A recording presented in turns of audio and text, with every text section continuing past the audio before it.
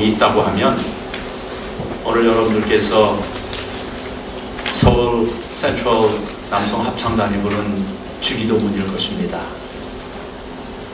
그리고 그리스도인들이라고 하면 아마 이 주기도문은 모르는 분이 없을 정도로 익히 외우고 또 그 기도를 하고 또 신앙 고백을 하는 내용이 바로 이 주기도문에 있는 내용이 아닌가 하는 그런 생각이 듭니다.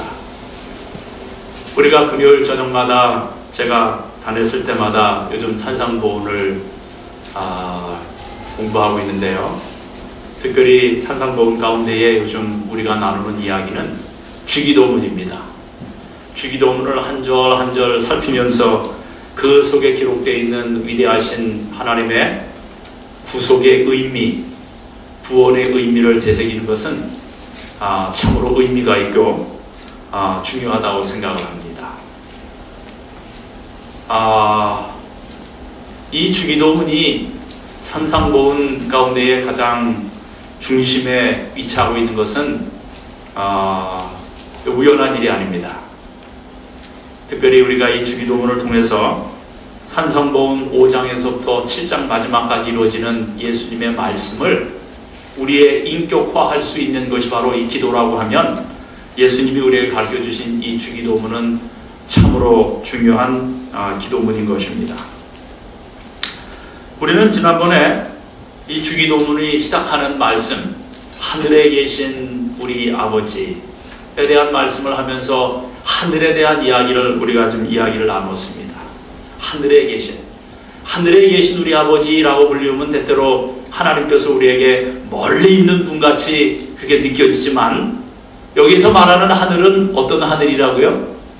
하나님이 멀리 삼층천에 계시는 어떤 그런 개념보다는 여기 예수님께서 사용하신 이 하늘은 복수형의 하늘이라고 제가 말씀을 드렸어요. 이 원래 헬라어의 이 성본어 성경에는 이 복수형의 하늘을 지칭하고 있는데 우리가 아는 대로 이 하늘은 몇 가지의 하늘을 두고 있다고 우리는 알고 있어요. 3층 하늘을 갖고 있다고 이야기하는데 여러분 지나가는 한 기 동안에 우리가 과정 공부 시간에 배우는 것 가운데에 많은 부분이 우리가 어느 하늘까지 공부를 하는 거예요? 2층천, 그죠? 2층천, 온 광활한 우주, 정말 가고 가도 끝이 없는 그 이 광활한 대우주는 결국 하나님의 창조 가운데에 2층천에 대한 이 가르침이라고 생각을 하면 정말 우리의 지혜가 얼마나 부족한지를 다시 한번 느끼게 됩니다. 그러나 그 위대하신 창조주 하나님께서 특별히 인간이 되셔서 이 땅에 오셔서 우리에게 그 창조주 하나님께 기도하는 법을 가르치실 때에 하늘에 계신이라고 하는 이 말씀하셨을 때 그 하늘은 정말 우리가 도저히 닿을 수 없는 그 먼 하늘에 계신 그 하나님이 아니라 3층이라고 하면은 지금 우리가 살고 있는 이 하늘, 두 번째, 그죠? 우주, 그 다음에 하나님의 보좌가 있는 곳이라고 우리가 만약에 생각을 한다고 할 것 같으면 우리가 주기도문을 할 때에 하늘에 계신 우리 아버지라고 하는 그 하늘은 정말 우리 가장 가까이에서 우리의 기도를 듣기를 기뻐하시는 그 주님께 드리는 기도였다고 제가 여러분들에게 말씀을 드렸습니다. 그럼 이제 오늘은 우리 아버지, 하늘에 계신 우리 아버지, 하늘에 계신 나의 아버지라고 하지 않고 예수님은 하늘에 계신 누구 아버지라고요? 예? 우리 아버지. 여러분, 우리 아버지라고 하는 개념은 무슨 느낌을 여러분들에게 줍니까? 우리 아버지라고 하는 말은? 예? 우리 아버지라고 하는 것. 이게 참, 이 말이 참 재미나는 말이에요. 우리라고 하는 말이 나의 아버지라고 하는, 그래서 여러분, 재미나는 예화가 있어요. 우리라고 하는 말을 잘못 써가지고 공경을 당한 한 신부님 이야기를 제가 기억하고 있는데, 성당에 젊은 신부가 새로 부임을 해왔어요. 그래서는 사제관에서 일을 돌보던 가정부는 신부를 만날 때마다 손을 봐야 할 여러 가지 것들을 이야기했습니다. 신부님, 사제관의 지붕이 낡아서 비가세요. 장마가 시작되기 전에 수리해야겠어요. 또 신부님의 수도는 수압이 낮아서 잘 나오지 않고 신부님의 보일러는 꽉 막혔는지, 그러자 이제 신부가 대답하기를, 아유 됐어요 그만해요. 당신께서 여기서 일한 지 6년이 넘었지만 저는 여기 온 지 불과 며칠밖에 안 되었으니 이제는 뭐 신부님 몰로 신부님 수도 이렇게 얘기하지 말고 이게 다 우리의 것이니까 우리의 지붕 우리의 수도라고 하는 게 어때요? 이렇게 이야기를 했습니다. 며칠 후 신부가 그 성당을 방문한 주교와 이야기를 나누고 있는데 가정부가 헐레벌떡 뛰어들어왔어요. 신부님 큰일 났어요. 우리 방에 생쥐가 한 마리 들어왔는데 그게 우리 침대 밑으로 들어갔지 뭐예요. 우리라는 말을 사용하는 것이 참 중요하고 좋은데도 불구하고 때때로 이 우리라는 말을 잘못 사용함으로 인해서 공경을 당하는 일이 얼마나 많은지 몰라요. 근데 여러분, 예수님께서 우리에게 주기도문을 말씀하실 때에 이 우리라고 하는 이 단어를 사용하신 것은 우리에게 뭐를 말씀해 주시기 위해서일까? 신앙은 철저하게 개인적인 것인데 이 중차대한 주기도문 속에서 예수님께서 우리에게 말씀하실 때에 하늘에 계신 우리 아버지라고 하는 이 말은 어떤 뉘앙스를 우리에게 줍니까? 어떤 느낌을 우리에게 줍니까? 바로 옆에 앉아있는 저 사람이 나와 하나라고 하는 그런 공동체 의식을 우리에게 주는 것입니다. 우리 인간은 혼자서는 살 수 없는 존재입니다. 그리고 인간의 행복은 우리라고 하는 개념이 바로 성립돼야 인간은 행복하게 됩니다. 에덴 동산에서 하나님께서 아담과 하와를 창조하실 때에 아담을 먼저 창조하셨지요. 동시에 절대로 창조하지 않으셨습니다. 모든 동물들은 다 동시에 암컷과 수컷을 창조하시면서 서로 이렇게 쌍쌍이 만드셨는데 인간을 창조하실 때만큼은 하나님께서는 남자만 먼저 창조하셨어요. 그게 창세기 1장에는 정확하게 기록이 되어 있지 않지만 창세기 2장에 가서는 하나님의 창조를 우리가 하나님의 어떤 과정을 통해서 창조하셨는지를 보게 됩니다. 하나님께서는 인간이 홀로 독주하는 것이 좋지 못함을 보시고 하와를 만드셨다고 그러셨어요. 물론 이제 그 돕는 배필이라고 하는 개념이 어떤 개념인지에 대해서는 특별히 제가 이번 안식일은 우리 여성 선교회 특별히 강조 안식이기 때문에 제가 여성을 위한 그런 말씀을 좀 준비했습니다. 근데 우리가 이 창조로 돌아가 보면 성경에 보면은 에덴 동산이 가장 완벽한 환경이었음에도 불구하고 아담이 그 완벽한 환경에서 행복을 느꼈다고 하는 기록은 우리가 찾아볼래야 찾아볼 수 없습니다. 오히려 아담이 홀로 독주하는 것이 좋지 못하니라고 하는 좋지 못하다라고 하는 표현이 성경에 먼저 기록되어 나올 정도로 아담이 행복했다라고 하는 그런 기록은 없습니다. 여러분, 우리가 애써 수고하고 일하는 이유는 어디에 있어요? 조금 더 나은 환경, 조금 더 완벽한 환경을 우리 가족들에게 제공하기 위해서, 우리의 배우자들에게 제공하기 위해서, 우리의 자녀들에게 제공하기 위해서 정말 힘도 쉬지 아니하고 정말 우리가 불철주야 일을 하는 목적은 좀 더 나은 환경을 갖기 위해서 우리가 그렇게 수고하고 노력을 합니다. 그런데 성경을 보면은 특별히 창세기 1장과 2장을 보면은 인간의 행복은 환경이 가장 완벽한 곳에서 인간이 행복을 느끼지 않았다고 하는 사실을 이 아담과 하와의 창조를 통해서 우리는 느끼게 되는 것입니다. 아담은 혼자 독주하는 것이 좋지 못하다고 했어요.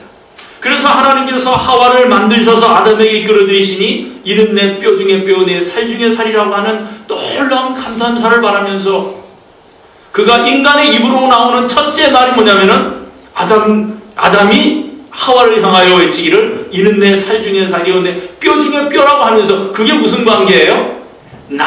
우리라고 하는 관계가 성립하는 것을 성경은 우리에게 보여주는 것입니다. 그래서 인간은 참다운 행복은 환경에 완벽한 곳에 있지 아니하고 완벽한 관계에 있음을 우리에게 보여주는 것입니다. 인간의 행복은 관계가 바르게 될 때에 인간은 행복하게 되어 있어요.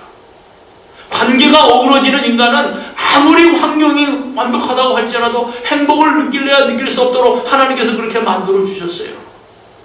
그거는 창조의 섭리이고 창조의 법칙인 것입니다. 그래서 여기 예수님께서 우리에게 주기도문을 말씀하실 때에 하늘에 계신 나의 아버지라고 하지 않고 하늘에 계신 우리 아버지라고 말씀하신 겁니다.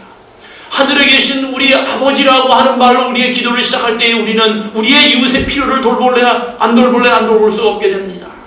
그냥 우리니까. 하늘에 계신 우리 아버지라고 하는 이 말에는 놀라운 선교적인 의미가 기록되어 있어요. 담겨 있어요.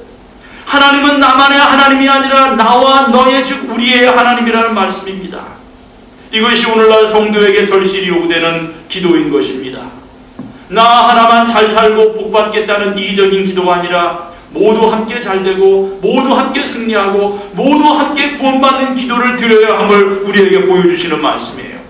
함께 복을 받고 함께 구원받고 함께 천국에 들어가야 하는 것입니다. 여러분, 우리가 하늘나라에 들어가기를 그렇게 소망을 하는데 우리가 하늘나라에 들어가서 가장 완벽한 환경이 주어진다고 할 것 같으면 여러분, 우리는 어떤 감탄사를 바랄까요? 여러분, 우리가 하늘나라에 들어가고 싶어하는 이유는 어디에 있습니까? 우리는 우리 아이들한테 보통 이야기할 때 하늘나라에 꼭 가야 되는 이유에 대해서 설명하면서 우리는 어떻게 우리 자녀들한테 필히 하늘나라는 들어가야 된다라고 이야기를 합니까? 여러분, 하늘나라에 들어가고자 원하는 우리의 소망은 무엇입니까? 어디에 있어요? 예수님과? 예수님과 함께 하기 위해서. 그거는 아주 정말 어떻게 보면 고차원적인 신앙을 경험하시는 분들의 일반적인 대답입니다. 근데 특별히 고난을 당하고 어려움을 당하고 정말 삶이 깊이 질곡의 삶을 살고 있는 사람들이 하늘나라를 사모하는 것을 단순하게 이야기를 들으면 저희 어머님 돌아가시기 전에 하신 말씀이 생각이 나요. 저희 어머니께서 류마티스 관절염을 심하게 앓으시면서 누워서 일어나지 못하시고 성경을 보시면서 제가 저희 어머니에게 어머니, 예수님이 오셔서 우리가 하늘나라에 가면 어머니 이렇게 힘들고 어려우신 류마티스 관절염은 다 없어지실 거세요. 그렇게 제가 말씀을 드렸어요. 그랬더니 어머님께서 그래, 예수님이 오시면은 내가 이렇게 손이 이 찌그러진 손도 펴지고 정말 거의 평발이 될 정도로 이 정말 류마티스 관절염이 심하게 하는 이 발도 다 나아지고 고쳐지겠지? 그러면서 저희 어머님이 하신 말씀이 그러고 난 다음엔 이렇게 물어보시더라고요. 그러고 난 다음엔 어떡할 거냐 이거예요. 우리 어머니께서는 고통 가운데 계시면서도 하늘에 대한 의미는 1차적으로 우리가 못 먹었던 삶을 살던 우리가 하늘나라 올라가가지고 잘 먹게 되고 고통스러웠던 이 세상의 몸이 회복이 되어서 완벽하게 고침을 받는다고 하는 그런 의미보다는 더 뭔가 좀 높은 차원의 삶이 있을 거를 생각을 하시고 그렇게 말씀하신 것 같아요. 여러분, 우리가 하늘나라에 가게 되면 여러분 하고 싶으신 게 뭐예요? 하고 싶으신 게 뭐예요? 잡수시고 생명과 생명과는 그건 뭐 이제 주님께서 거저로 주시는 걸 거고, 여러분 하늘에 계신 우리 아버지라고 말씀하신 이 예수님께서 주기도문을 가르치실 때 말씀하신 이 우리라고 하는 이 개념은 선교적으로도 우리에게 크나큰 도전을 주시는 말씀이에요. 너희는 가서 모든 족속으로 더불어 제자를 삼아 아버지와 아들과 성령의 이름으로 침례를 주고 내가 내게 분부한 모든 것을 가르쳐 지키게 하라고 말씀하신 이 분부는 결론적으로는 뭐를 이야기하는 거예요? 우리가 하늘나라에 들어갈 때에 너 혼자만 들어갈 것이 아닌 함께 해야지 하늘나라임을 우리에게 보여주시기 위한 엄청난 주님의 도전이 바로 그 선교의 지상 사명 속에 들어있는 것입니다. 혼자서 하늘나라에 간다고 할 것 같으면 그 무슨 재미예요, 그죠? 여러분 그렇지 않아요? 나에게 가장 완벽한 환경이 주어졌다고 해가지고 그것도 순간뿐이지, 그것이 시간이 지나면은 사람이라는 것이 지루해지잖아요, 그죠? 근데 함께 하는 사람이 없다고 할 것 같으면 그게 무슨 재미냐 이겁니다. 무슨 재미예요? 여러분 요즘 사람들이 이제 재테크 많이 하잖아요. 그죠? 재테크라는 게 뭐예요? 재산을 증식시키는 거예요.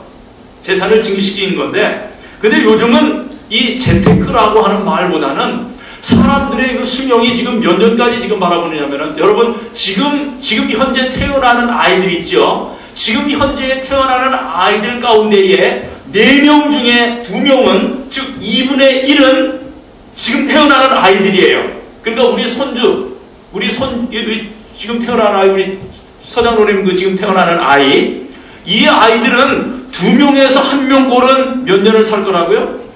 100살까지 산다고 하는 것이 지금 정해진 과학이 말해주고 의학이 말해주는 통계입니다. 통계. 그래서 요즘 사람들이 정말 100세 시대를 향하여 이제는 살게 되는데, 그래서 옛날에는 못 살던 우리는 정말 재테크가 가장 삶에 중요한 것이라고 생각을 했는데, 사람이 아무리 재물을 모아도 그 100년이라고 하는 장구한 기간을 살려면은 보통 우리가 65세에 은퇴를 하고, 아니 요즘 이제 좀 늘어났어요. 지금 때는 이제 대체적으로 7세입니다. 근데 조금 시간이 지나면 이제 뭐 한 70세라고 가정을 한다고 할 것 같으면 70년에서부터 100년까지 30년이라고 하는 은퇴의 삶을 어떻게 보낼 것인가를 사람들이 생각을 하다가, 함께 할 사람이 없으면은 그 긴 삶이 얼마나 무료하고 지루할까를 갖다 생각해서 요즘은 뭐에 대하여 투자를 하라 그래요? 뭘 투자하라 그래요? 무슨 투자를 하라 그래요? 예? 얼마 전에 우리 김인웅 장로님께서 보내주신 이메일 내용 가운데 우연탕 열어보니까 재미나는 기사가 있어서 열어보니까는 요즘 사람들이 뭐에 투자를 한다고요? 뭐에 투자를 해요? 우리 김인웅 장로님이 보내주신 이메일을 잘 안 열어보시나 보다. 뭐에 투자합니까? 예? 친구에게 투자합니다. 친구에게. 우테크 시대라는 거예요. 우테크 시대. 재테크가 아니고 이제는 사람들이 웬만큼 다 먹고 산다는 거예요. 예? 적어도 아무리 부족하고 연약해도 정부에서 점점 이 경제적으로 이 발달하고 있기 때문에 기본적으로 사람들이 먹고 사는 거는 뭐 어떻게든지 다 해결해 주기 때문에 그 장구한 그 시간을 어떻게 보낼 것인가를 고민하면서 투자하는 것이 뭐냐면은 벗의 친구에게 함께 할 수 있는 동행할 수 있는 사람들에게 투자하는 것이 요즘 뭔가 좀 생각하고 있는 사람들의 트렌드라는 것입니다. 친구에게 투자하라는 거예요. 다 무슨 개념이에요? 함께 할 수 있는 우리라고 하는 개념인 것입니다. 여러분, 예수님께서 여기 하늘에 계신 우리 아버지라고 하는 이 말씀은 정말 이 땅에 하나님의 손길을 필요로 하는 사람들이 많이 있음을 우리에게 상기시켜주는 말씀이기도 하고요. 소외되고 병들고 가난하고 외롭고 헐벗고 영원히 죽어가는 사람들이 있음을 우리에게 말씀해 주시는 의미이기도 합니다. 하나님께서는 그들의 아버지도 되신다고 말씀하고 계시는 거예요. 그러므로 먼저 깨달은 우리가 복음을 전하여 하나가 되어서 함께 우리 아버지라고 부를 수 있도록 하는 선교적인 의미가 바로 하늘에 계신 우리 아버지라고 하는 그 첫 기도문 속에 들어가 있다라고 하는 것입니다. 하늘에 계신 우리 아버지라고 하는 기도문을 통하여 기도를 시작하는 사람은 우리의 사랑하는 이웃의 필요를 돌보지 않을 수가 없는 것입니다. 아직도 구원받지 못하고 죽어가는 백성들을 향하여 참으로 예수님의 마음을 함께 나누고자 열망하는 마음이 하늘에 계신 우리 아버지라고 하는 그 첫 단어 속에 들어 있어야 된다고 하는 것입니다. 그리고 여기 하늘에 계신 우리 아버지라는 말씀은 우리 하나님이라고 하는 의미 안에는 그리스도인들은 기독교라고 하는 공동체 속에 속한 한 가족임을 확인하는 고백인 것입니다. 그러므로 모든 성도는 그리스도 안에서 한 형제와 자매입니다. 그런데 하나님을 향하여 우리 아버지라고 부르며 그 형제의 교제가 끼어졌다면 얼마나 하나님이 슬퍼하시겠어요. 그리고 나를 주는 과정 속에서, 나를 희생하고 나를 헌신해서 공동체를 세우는 과정 속에서 하나님께서 우리에게 기독해 하시는 우리 아버지라고 하는 기도의 의미가 온전히 이루어진다고 하는 말씀이에요. 그러므로 우리 아버지라고 기도하는 모든 하나님의 자녀에게는 친교의 거룩한 사명이 주어졌음을 깨달아야 하는 것입니다. 여기 치료봉사 233쪽에 보면은 이런 말씀이 나옵니다. 우리는 하늘의 중보자를 가지고 있으므로 누구든지 그분을 개인의 구조로 받아들이는 사람은 자신의 죄짐을 스스로 져야 하는 고아로 버림을 받지 않는다. 하늘의 중보자를 가지고 있으므로 누구든지 그분을 개인의 구조로 받아들이는 사람은 자신의 죄짐을 스스로 져야 하는 고아로 버림을 받지 않는다. 여러분, 인간의 황함과 고뇌는 아버지가 없는 고아의 삶으로부터 기인되고 있습니다. 에덴 동산에서도 시작되었죠. 하나님의 모양과 형상으로 지음을 받은 인간은 에덴 동산에서 하나님을 거부함으로 그의 아버지를 거부하게 되었어요. 그때부터 하나님이 없는 영적인 고아가 되어버렸던 것입니다. 하나님 아버지를, 하늘 아버지를 아직도 모시지 못한 자, 부르지 못한 자는 영적 고아입니다. 하늘 아버지를 부르는 자는 이제 아버지가 있는 자식이에요. 결국 기도에서 첫 번째 경험은 고아가 아버지를 찾는 감격인 것입니다. 하나님을 나의 아버지로 부르라. 그가 나의 아버지인 이상 절대로 불행하지 않다. 그분이 내 아버지가 되신 이상 절대로 가난한 자가 아니다. 완전하시고 전능하신 그분이 내 아버지가 되신 이상 우리는 절대로 실패자가 아니다. 이제 그 아버지의 이름을 부르며 그분께 부지런히 찾아가는 내가 되자. 이런 글을 갔었어요. 이사야 64장 3절에서부터 8절까지 보면은 이런 말씀이 나옵니다. 그러나 여호와여 주는 우리의 아버지이시니이다. 여러분, 이 요아킴 예레미야서라고 하는 사람이 연구한 것을 제가 여러분들에게 잠깐 말씀을 드린 적이 있는데, 이 유명한 구약학자가 유대 문헌을 검토해보고 결론짓기를 유대인들이 기도할 때의 호칭형으로 아바를 사용했는지를 조사한 결과 모든 유대 문서에서 하나님을 부르는 말로서 아바를 사용한 예는 단 한 군데도 없음을 그가 발견해냈어요. 근데 여러분, 성경에 보면은 예수님께서 하나님을 뭐라고 부르셨어요? 하나님을 아버지라고 부르셨습니다. 여러분, 성경에 보면은 예수님께서 하나님을 부르고 하늘을 향하여 기도하였을 때는 반드시 하늘 아버지요 아니면 아바 아버지요라고 불렀어요. 딱 유일하게 한 곳 하나님을 아버지라고 부르지 아니하고 하나님이라고 불렀던 때는 언제였어요? 십자가상에서. 모든 죄를 짊어지시고 무서운 고통과 고독에 빠졌을 때에 하나님을 향하여 엘리 엘리 라마 사박다니, 나의 하나님 나의 하나님 어찌하여 나를 버리셨나이까. 이때 아버지라고 부르는 대신 하나님이라고 불렀어요. 죄를 한 몸에 짊어지신 죄인의 입장에서 하나님을 아버지라 부를 수 없었을 것입니다. 여러분, 하나님이 아버지라고 하는 말은 우리의 모든 생의 관계를 바로잡아줍니다. 하나님이 아버지라는 말은 우리의 모든 생의 관계를 바로잡아줍니다. 첫째로 우리가 하나님이 아버지 되심을 믿는다면 이 믿음은 하나님과의 관계를 바로잡아줘요. 여러분, 로마의 한 장군이 싸움에 이기고 군대에 선두에 서서 개선 행진을 하고 있었습니다. 많은 군중이 승리를 찬양하기 위해서 모여들었어요. 키 큰 병사들은 군중을 정리하기 위해서 연도에 한 줄로 늘어서 있었어요. 근데 한 아이가 장군이 자기에겐 가까이 오자 군중을 헤치고 연도에 들어선 이 병사들의 다리 사이로 피하여 달려가서 장군이 탄 호화로운 전차 위로 올라가려고 했습니다.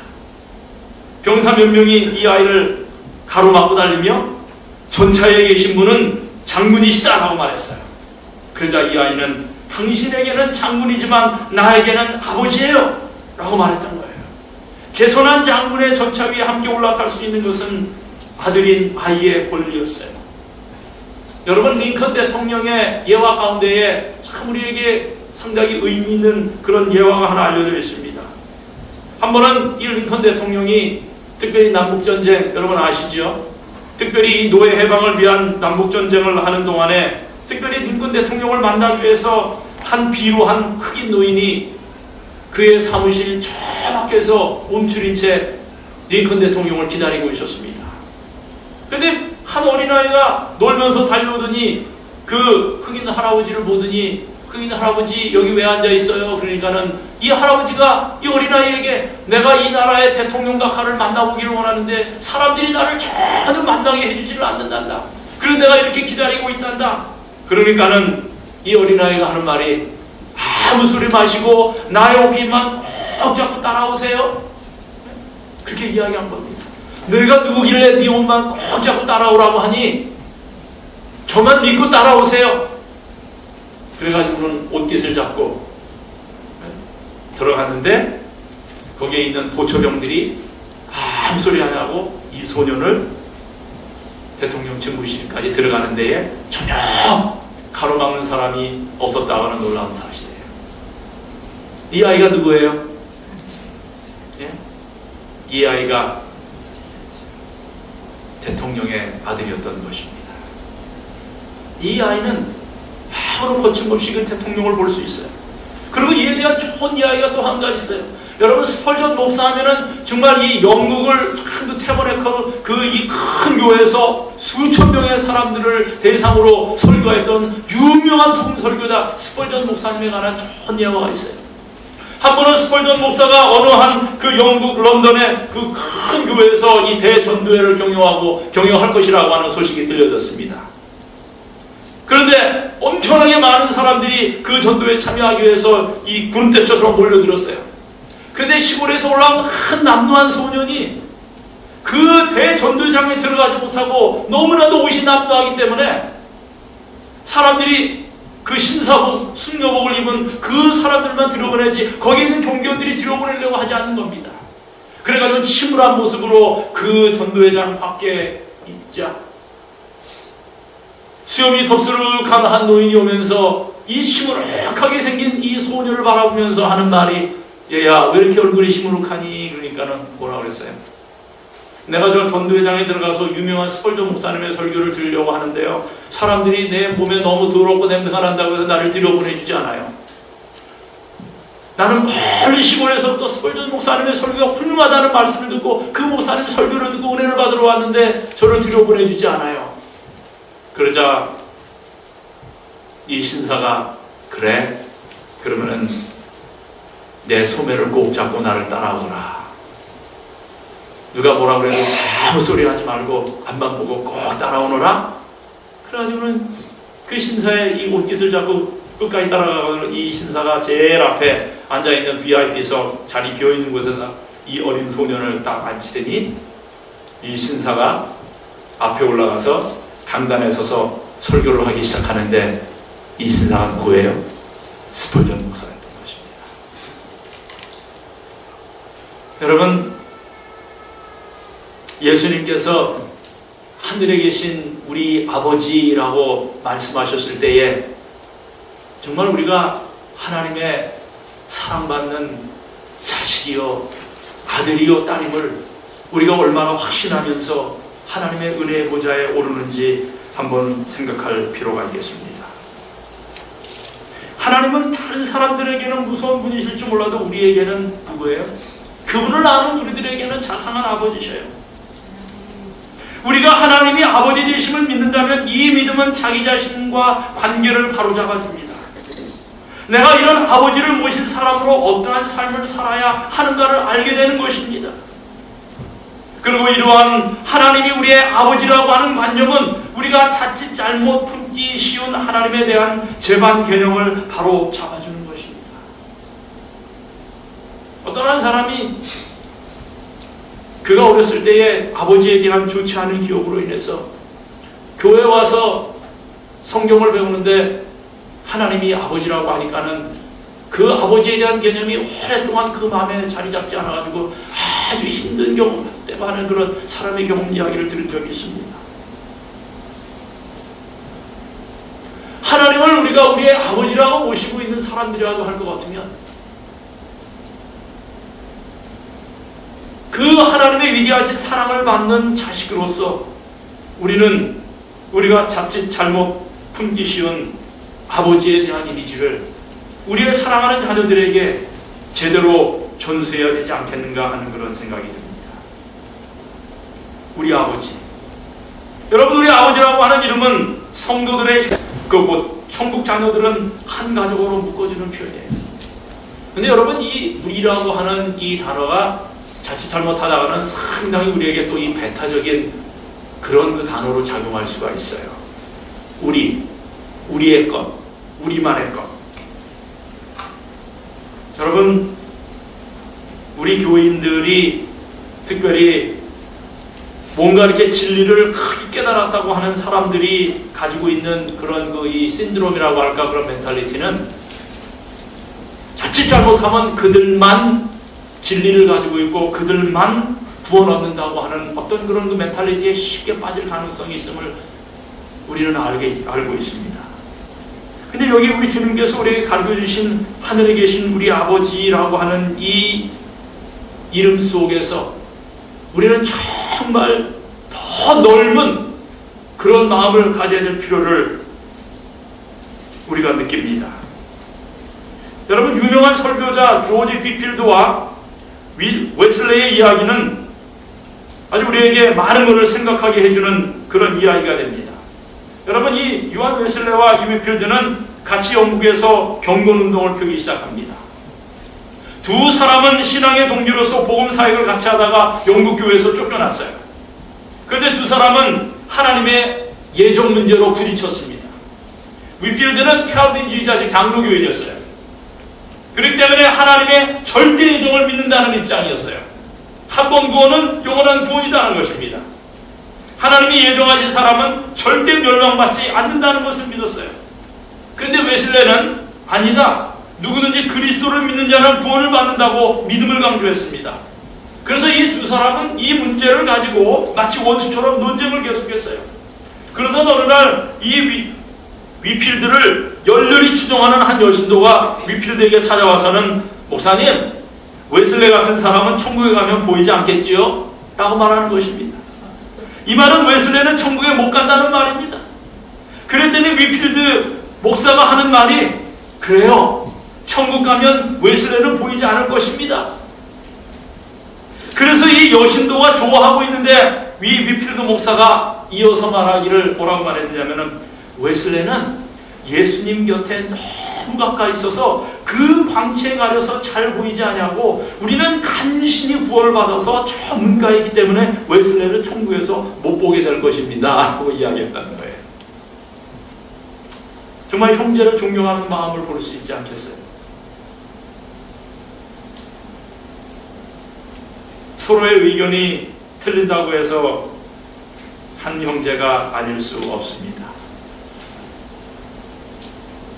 여러분, 우리가 세상에서 듣는 많은 고통스러운 그 평 중에 하나가 우리만 구원 얻는다고 하는 잘못된 오해를 우리가 받아요. 제7일 안식일 예수 재림교인들은 제7일 안식일 예수 재림교인들만 구원받는다고 생각한다라고 생각하는 잘못된 오해. 근데 여러분, 우리가 그렇게 생각 안 하잖아요. 그죠?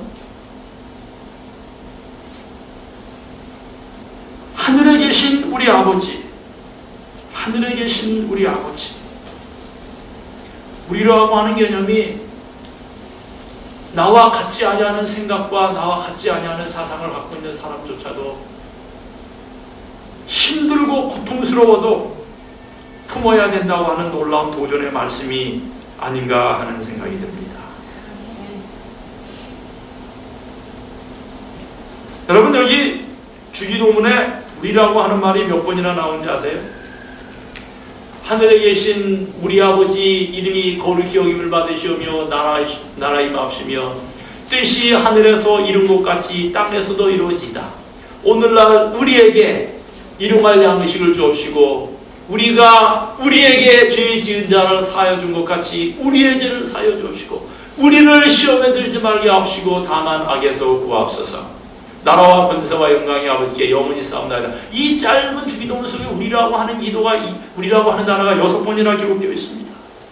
이는 나만이 아니고 내 가족만이 아니고 전 인류, 전 세계 땅에서도 이루어지이다를 위하여 기도하라는 교훈인 것입니다. 참기도는 언제나 하나님과 그분께 대한 경배로 시작합니다. 처음이 하나님이고 그 다음에 우리예요. 여기에 교훈이 있습니다. 결코 우리 자신에 대한 관심거리에서부터 시작하지 말아야 할 것을 우리에게 말씀해 주시고 계셔요. 우리 하나님 앞에서 모두 평등한 우리를 나타내는 것입니다. 하늘에 계신 우리 하나님, 우리 아버지, 우리라고 하는 말은 우리의 기도가 독선으로 흐르지 않게 하기 위하여 그 말씀을 주셨어요. 기도는 의인들만이 하는 것이 아니고 죄인들도 해야 하는 것임을 이야기해 주고 계셔요. 예수님께서 말씀하신 비유 속에 나오는 바리새인의 생각처럼 세리는 기도해서 안 되고 기도는 자기처럼 경건한 사람만이 해야 한다는 독선을 벌여야 할 것을 말씀하시는 것입니다. 반면 나 같은 죄인은 틀렸다는 가룟 유다와 같은 생각의 기도도 버려야 하는 것을 우리에게 말씀해 주시고 계시는 거예요. 기도가 독선으로 흐르지 않게 하기 위하여 예수님께서 하늘에 계신 우리라고 하는 단어를 사용하신 거예요. 이 우리라고 하는 단어는 이기적인 기도를 금하신 것입니다. 나만 잘 먹고 잘 살면 된다는 식으로 기도해서는 안 되고, 나를 행복하게 하시는 하나님은 다른 사람도 행복하게 하시는 하나님이시요, 나의 취업 속에 구하시는 하나님은 다른 사람의 취업 속에 구하시는 하나님이신 것입니다. 믿음이란 내가 하나님의 손안에 있음을 인정하는 것을 말합니다. 따라서 회개란 나의 영토를 포기하는 거예요. 나의 돈도, 나의 사업도, 나의 수명도, 가정도, 행복도 내가 마음대로 할 수 있는 나의 영토가 아님을 알고 그것을 선언하는 것이 바로 하늘에 계신 우리 아버지라고 하는 그 기도의 개념 속에 공동체를 위하여 내가 해야 될 것에 대한 거대한 호소가 바로 이 우리라고 하는 단어 속에 들어있는 것입니다. 어떤 분이 주기도문을 외우면서 이렇게 그의 노트에다가 기록한 것이 발견되었어요. 들어보시기 바랍니다. 주기도문을 외우며 뉘우쳐본다. 하늘에 계신 하면서 땅의 것만 쫓아다니고 있으니 우리 하면서 나밖에 모르니 아버지하고 하나님을 부르면서 아버지의 말을 듣지 않으니 이름이 거룩하게 하오시며 하면서 욕 얻어먹을 행실만 하고 다니니 나라에 임하오시며 하면서 돈주머니가 임했으면 하는 생각만 하고 있으니 뜻이 이루어지다 하면서 사실은 내 뜻과 내 욕심이 이루어지길 바라고 있으니 우리에게 일용할 양식을 주옵시고 하면서 사실 마음속으로는 양식 몇 년 먹을 것을 이미 해결했으니 기왕 주시려면 복권이 맞게 해주시든지 최소한 집 한 채는 주옵시고라고 기도하고 있으니 우리가 우리에게 죄 지은 자를 사하여 준 것 같이 우리의 죄를 사하여 주옵시고 하는 구절에 이르러서는 옆 사람에게는 안 들릴 만큼 어물어물 입술만 움직일 수밖에 없는 처지이니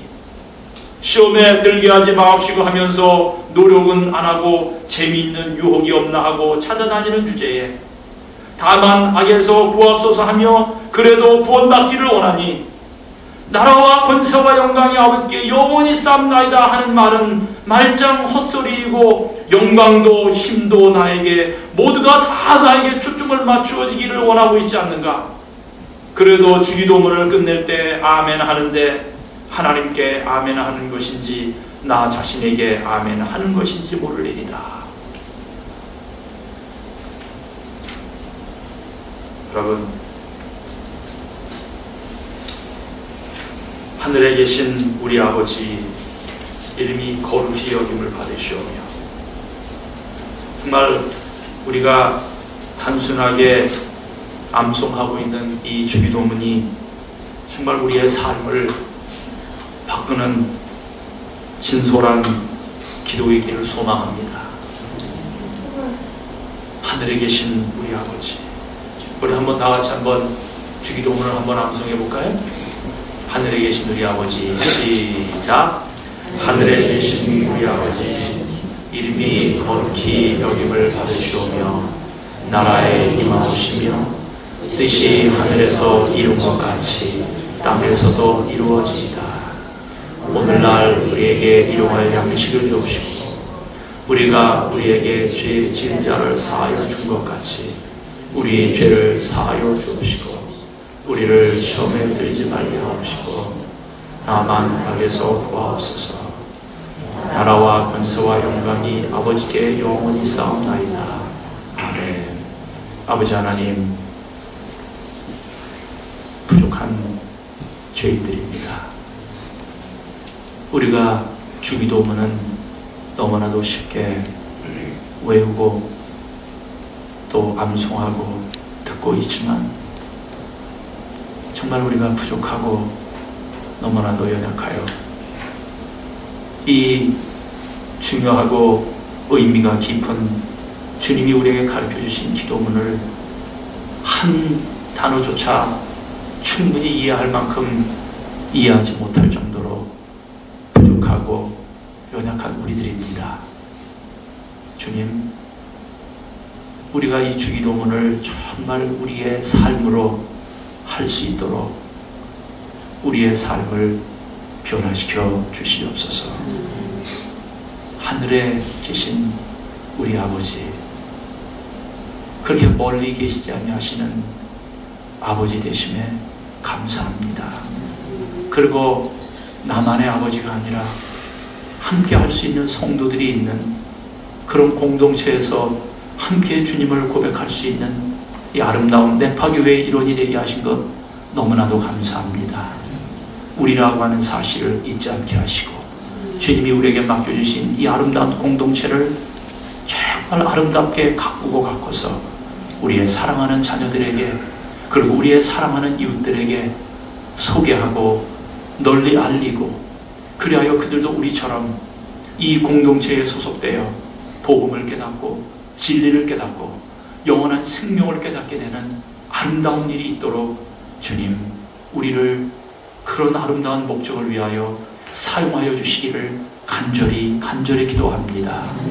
아버지, 우리라고 하는 공동체 속으로 우리를 불러주셨사오니 이제 이 공동체의 필요에 예민한 우리 모두가 되게 하시고 사랑하는 우리 성도들의 필요에 정말 예민한 주의 백성들이 되게 하셔서 정말 하나님의 영광을 위하여 사는 백성답게 아름답고 성공적인 주기도문의 백성이 되도록 축복하시고 인도하여 주시옵소서.